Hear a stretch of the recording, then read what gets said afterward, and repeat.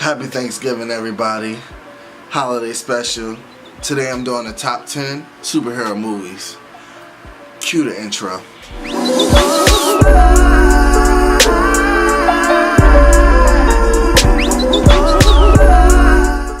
So like all the time, when I'm sitting here trying to create these ideas for YouTube, I always think about like different ways I can, add to the channel and all of that stuff and etc. But it had me thinking, what is my top superhero movie? So what I ended up doing is I created a list, of the top 10 superhero movies for me. This is all opinionated. I want to put that out there. This is all opinionated. Just because it's my top 10 don't mean it's your top 10. So I spent hours writing the list down. I didn't realize it was so many superhero movies out there. I think total I ended up with like 30 movies to choose from. Animation, old movies. So these are my top 10 superhero movies. But before we start, here are 3 honorable mention movies.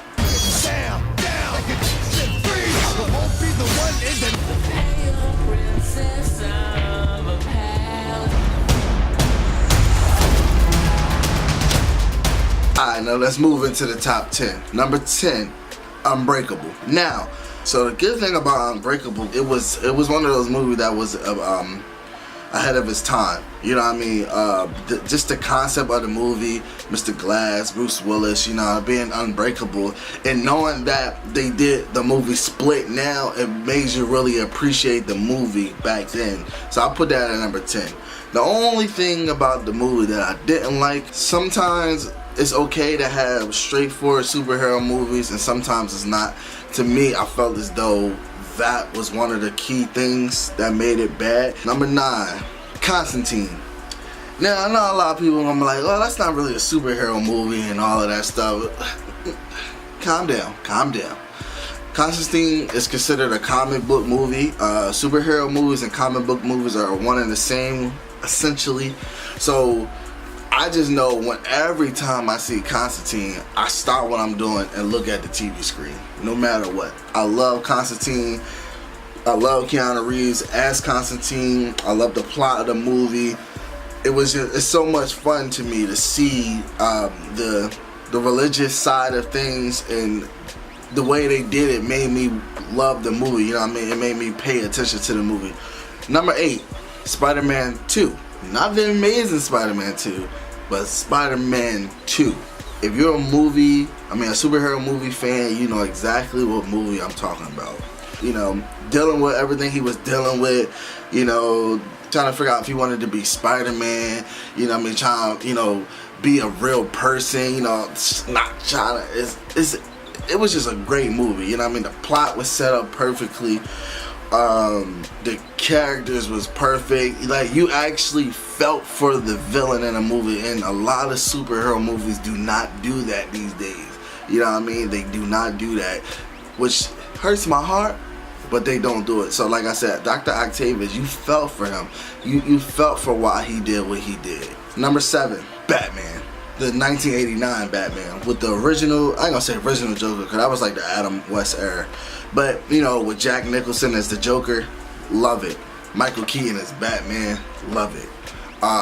This is by far one of my most favorite Batman movies. To me, I felt as though it really started an era of superhero movies that we can actually enjoy as families and fans,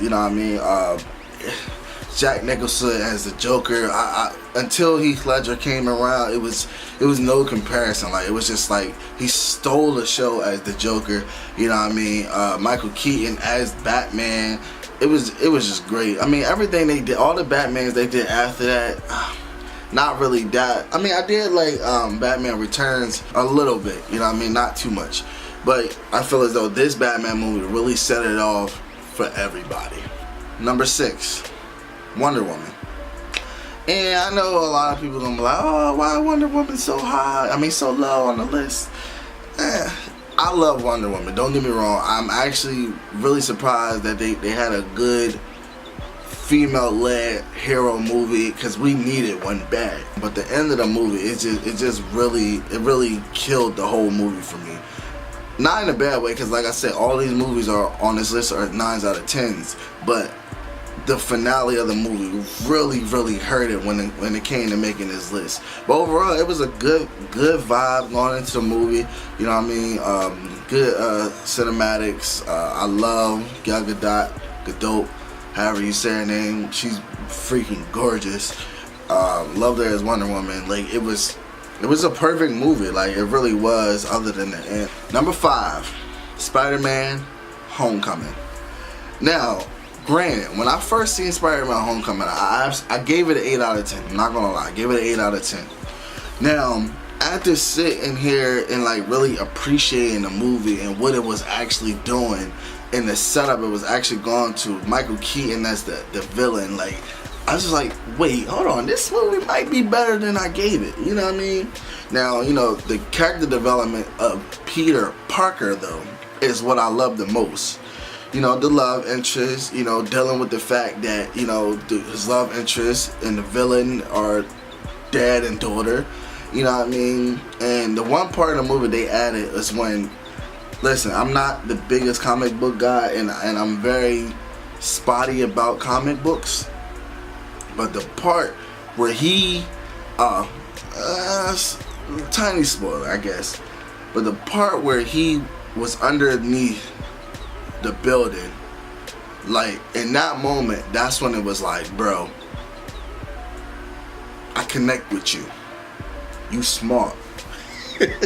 Cause like, me personally, I would be tripping in that moment. I would be tripping. I'm like, yo, like, I probably would have gave up. You know what I mean? Like, so like, him yelling for help, like, it just felt so real, and like the performances was so good with everybody. So like, it made me appreciate the movie more, which made me bump it up to a 9. And then comparing it to other movies that's on my list, I had to put it at number 5. Number 4, Civil War. Now, I actually read this comic, and obviously they couldn't do it exactly how the comic was. It would have been way too many people. The plot would have been too intricate. It would be hard to shoot this movie. But what I saw on that screen, I loved every second of it. Loved it. I'm still debating what side I would have been on, to be honest with you. Like, I'll be like, alright, I'm Team Cap, but then I'm like, I'm Team Iron Man. I kind of want my freedom, you know what I mean? Because I can understand controlling myself, but at the same time, like, I feel what Cap's saying, you know what I mean? So like, I don't know, like, I'm on both sides, bro. But overall, like, the feel for the movie was great. Like, the action scenes was perfect. The fight scene at the end was crazy. Like, I loved it. You know what I mean? When Ant-Man did what he did, then Spider-Man showed up, I was like, bro, like, I couldn't stop smiling. Like, that's how you know, like, I really loved the movie. I was just like, jeez, like, that's all I kept doing.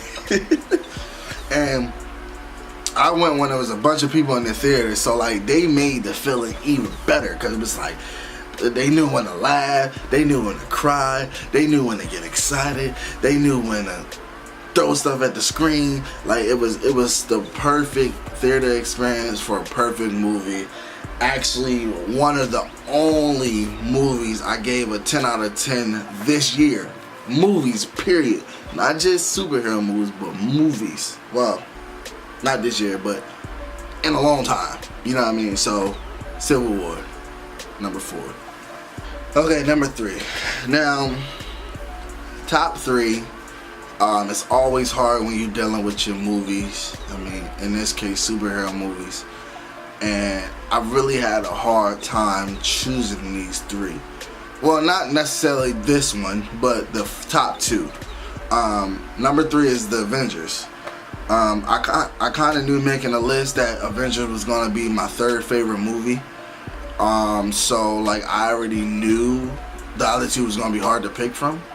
But yeah, so the Avengers, it was the first time on screen that You got so many big known comic book characters on one screen, and the movie was perfect. You had the perfect villain, Loki.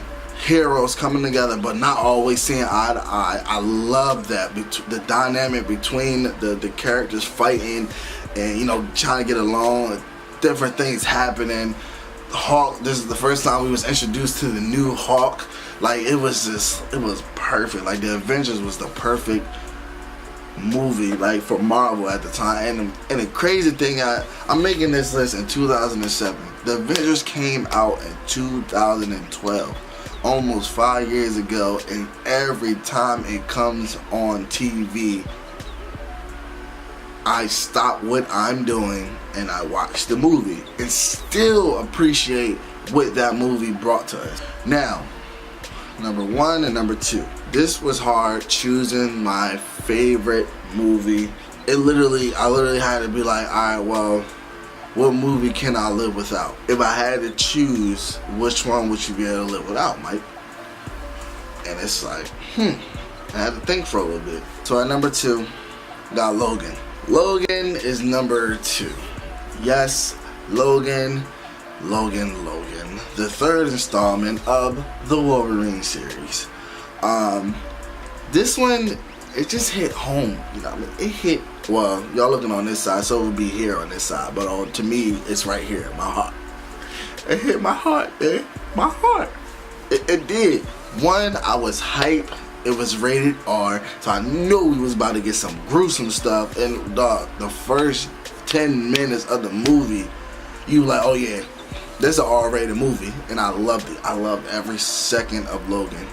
The action scenes was perfect. Now that it was like rated R, you know, you got the little girl, like she snapped as like the daughter. What's her name? I had surprises, like, you know, like certain things you don't even know what's gonna happen. Like when Xavier went through what he went through, like what he was going through, it was like, yo, this is like, I wasn't expecting that, and it was so good. Like, and it was almost like watching a drama. It wasn't even like watching a superhero. Yeah, you knew Wolverine is from the X-Men and he's a superhero. It didn't feel like that. It felt like a real movie, and this guy just happened to have powers. And the fact that you knew that this was Hugh Jackman's last movie as Wolverine, it was like a perfect farewell to him. For my number 1 movie, I think it kind of was like, to y'all, I know some of y'all like, man, that's a no-brainer. Of course that's number 1. You know what I mean? My number 1 movie, The Dark Knight. The Dark Knight, even though it was a 20-hour movie, from start to finish, gold. Christopher Nolan snapped on this movie, man. Freaking Heath Ledger snapped as the Joker. Like, he just, by far, the best villain in every single superhero movie I mentioned. By far, the best one. Hands down. He completely stole the show of the movie, and he's the villain. Come on, man. And then you had the character, the build up for Two-Face. Just the whole plot.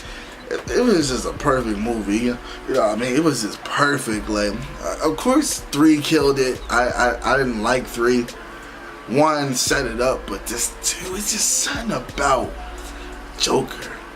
Why so serious? So yeah, that was my top 10 superhero movies. I'm starting the drama series, so I'm gonna do my top 10 for each genre, see how this works out. There's no harm in doing it, you know what I mean? I love movies, I love talking about movies. It makes me think, you know what I mean, other movies I can come up with. So I really hope you enjoy this Thanksgiving special. Happy Thanksgiving to everybody. If you like my list, hit the like button. If you want to see more content, hit the subscribe button. Put it right here on the screen. If you don't agree with my list, always put it in the comment section. I always want to hear what y'all got to say. Hopefully this gets a lot of buzz, because I do actually want to hear you guys' top 10 superhero movies. So happy Thanksgiving. Enjoy your holidays. And I'm out. Double fist. I'm gone.